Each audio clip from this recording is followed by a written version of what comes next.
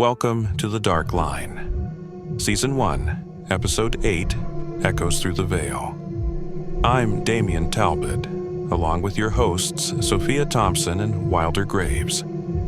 Tonight, 3 moments slip through the cracks, where waking life meets something stranger. A woman hears her partner shout in a dream, while she lies awake beside him. A grieving daughter sees a familiar coat, hears a familiar voice, on a woman no one else can explain. And a careless dare in a cluttered garage finds a waiting answer, swift, silent, and real. We'll be back shortly with Call 1. Okay, so this first one? It's subtle. No shadowy figure in the hallway, no knocking on the walls, just a quiet moment between 2 people until one of them somehow hears a dream that isn't their own. This is I Heard My SO's Dream. Hi. This is Janelle. I'm calling from Asheville, North Carolina. I don't really know where else to share this, but it's been rattling around in my head for a few days now, and I guess I just need to say it out loud. A couple nights ago, I was lying in bed. Not asleep, but not fully awake either. Just that floaty space in between. And then, out of nowhere, I started hearing voices. Not in my head. Like, not thinking voices. It was like I was in a room full of people. I remember a woman giving some kind of business pitch, and, weirdly, there were even police sirens in the background. But then, clear as day, I heard my partner. He shouted, "Could you let me talk?" And just like that, everything went silent. No more voices, no sirens, just my bedroom. Quiet. And I hadn't fallen asleep yet. I know I hadn't. The next morning I told him about it, especially the part where he yelled. And he just kind of stared at me.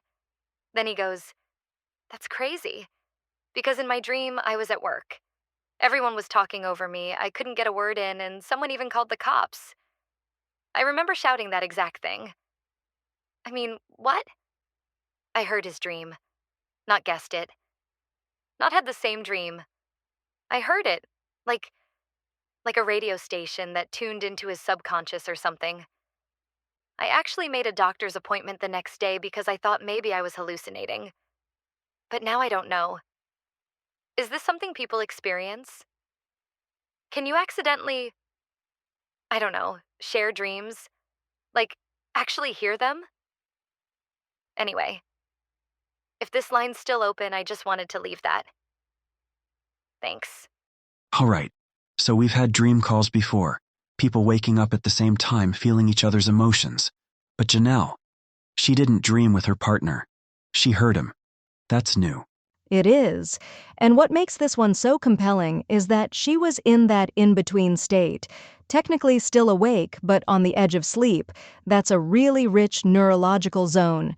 It's called hypnagogia, and the brain starts doing all kinds of strange things there. Right, like auditory hallucinations, right? Voices, sounds? Exactly. You can hear music, conversations, even full scenes. But usually it's internal, pulled from your own memories or imagination. What's odd is how specific Janelle's experience was, and the fact that her partner confirmed it.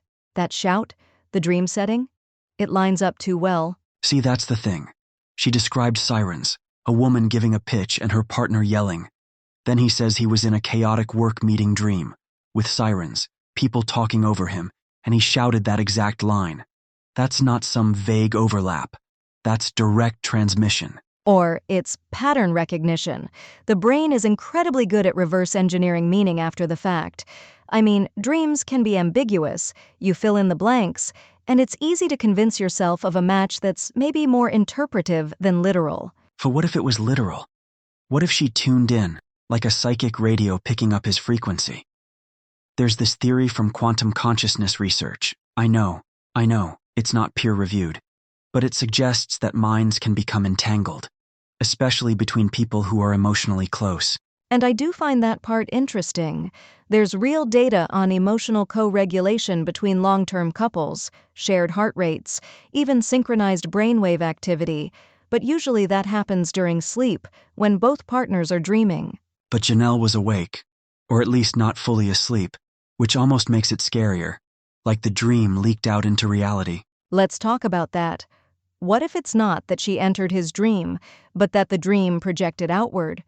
If dreams are emotional data processed through memory, is it possible those emotions could broadcast themselves? Like a psychic flare? A burst of subconscious signal? More like emotional resonance. We know emotions can trigger involuntary responses in others: laughter, fear, even empathy.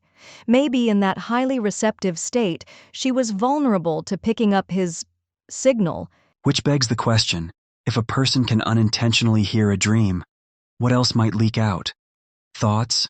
Feelings? It's not impossible. I mean, if we accept the idea of mirror neurons, how we simulate the experiences of others, maybe the next step is actually perceiving them in real time. And how often has this happened and gone unnoticed? A weird thought you suddenly have. A dream fragment that doesn't feel like yours. You're not seriously suggesting we've all been swapping dreams and just not realizing it? Hey, we leave our phones on Bluetooth half the time without thinking. Maybe our brains are doing the same thing. Background syncing. That's one way to think about it. What gets me is how unsettled she sounded. She even booked a doctor's appointment. That tells me she's grounded. She didn't immediately jump to psychic awakening. She thought she was hallucinating. That adds credibility. But she's also open to the possibility that something real happened. That's the edge we walk on this show. Not everything is explainable. And not everything is meant to be. But what Janelle experienced? It's intimate, quiet, no flashing lights, just eerie intimacy. I'll never look at that half-asleep state the same again. Like, what if we're not drifting off? We're tuning in. Stick with us. Call 2 is coming up. A fire drill, a child in grief, and a stranger who looks far too familiar. We're calling this one The Woman at the Fire Drill. Hey, my name's Leila. I'm calling from Dearborn, Michigan. I've never actually told this story out loud before, but I heard your show and I don't know. It just made me feel like maybe I wasn't the only one. So, my mom passed away when I was 11. She had cancer. We'd known for a while, but it still just broke me. A week after the funeral, I went back to school. I remember it was sunny, and I wore this little R2-D2 shirt that used to make her laugh. That day, we had a fire drill. Everyone lined up outside, and I was just kind of staring off, not really there. And then, this woman walked over to me. I'd never seen her before. She pointed at my shirt and said, "Do you like that?" I nodded, kind of confused. And then she said, "Look a little more happy, sweetheart." That sentence just hit me in this weird way. It wasn't just the words. It was her. She had these big sunglasses, the same kind my mom wore. Same tint, same shape. She was wearing a fur coat, just like my mom had. Even the shoes. Exact. And then I noticed she had on a hijab. My mom was Middle Eastern. She didn't wear one later in life, but she did when she was younger. Seeing that, I don't know. Something in me shifted. She didn't say anything else. Just walked away. But here's the part that's really stayed with me. My classmate, who'd been standing right next to me the whole time, leaned over and whispered, "That was weird." And that's when I knew. I wasn't imagining it. Ever since then, little things have happened. Lights turn on by themselves. I hear her voice sometimes, calling my name.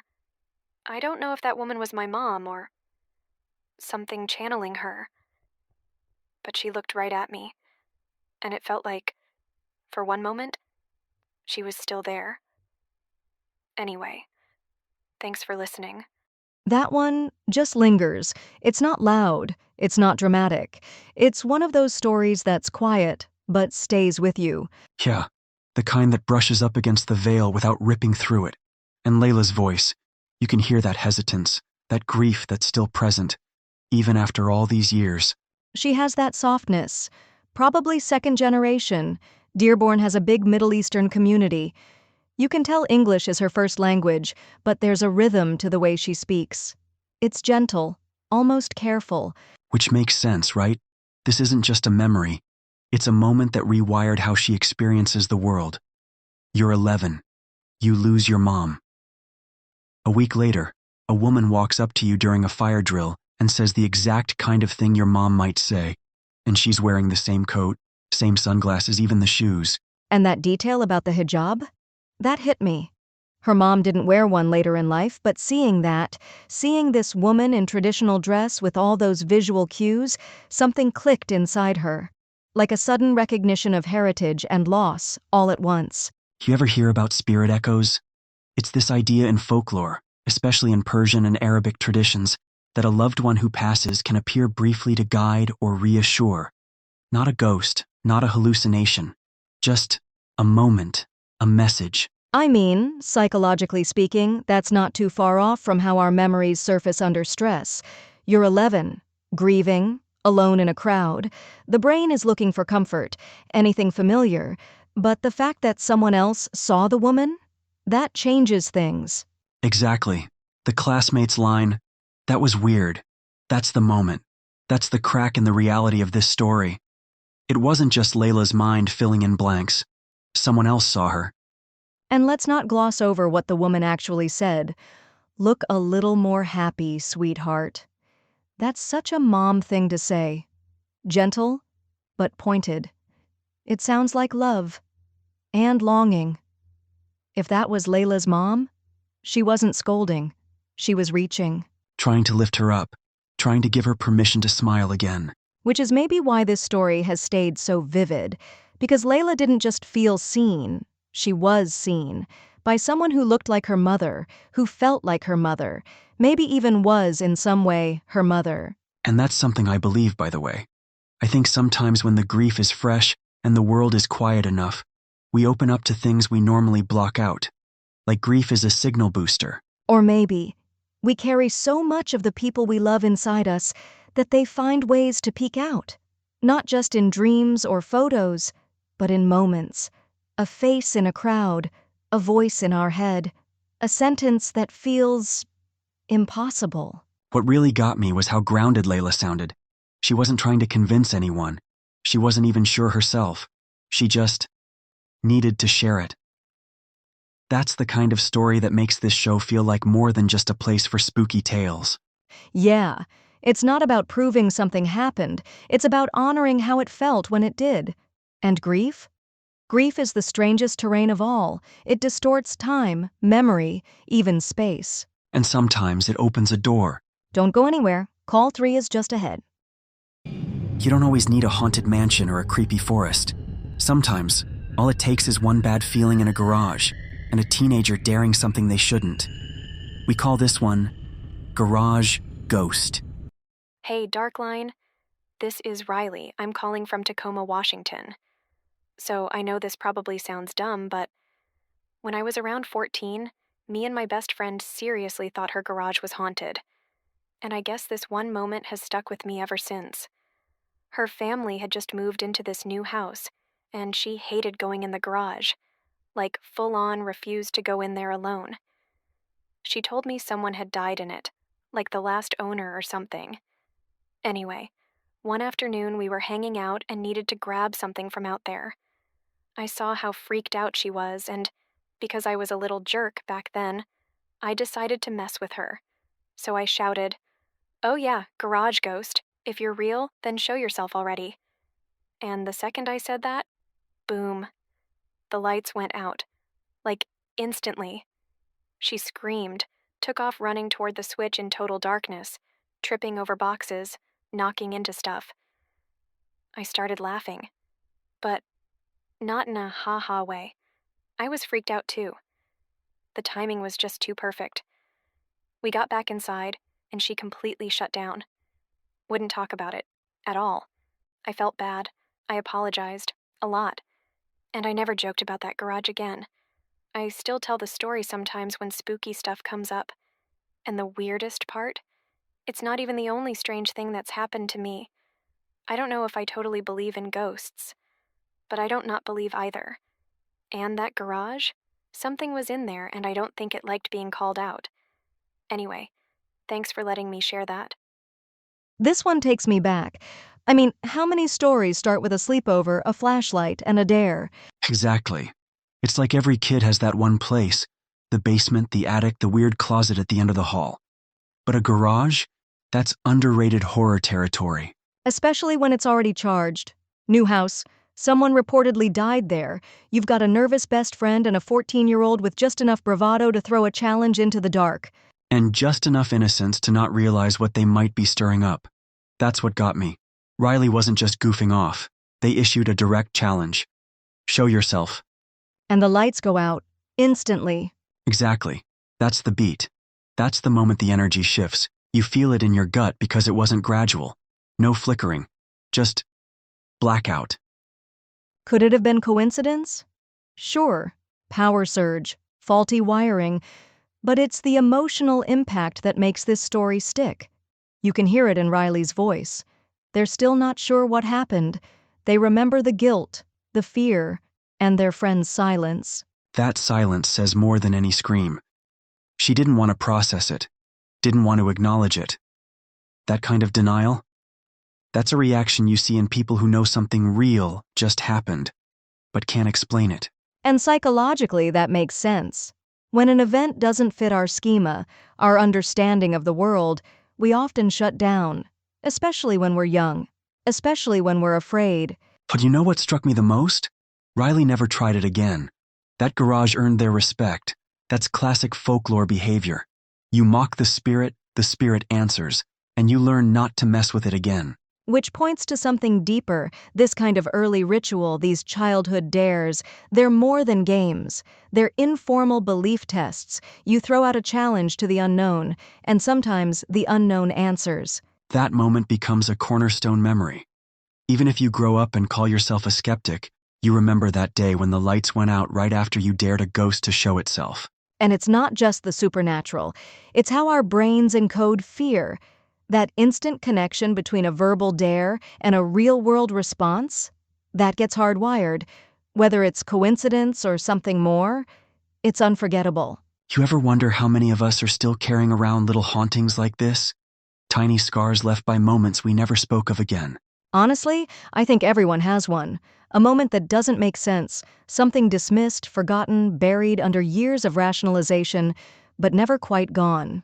And what Riley said at the end, that they don't fully believe but they don't not believe, that might be the most honest stance anyone can take. It leaves space for memory, for fear, for the unexplainable. And for ghosts.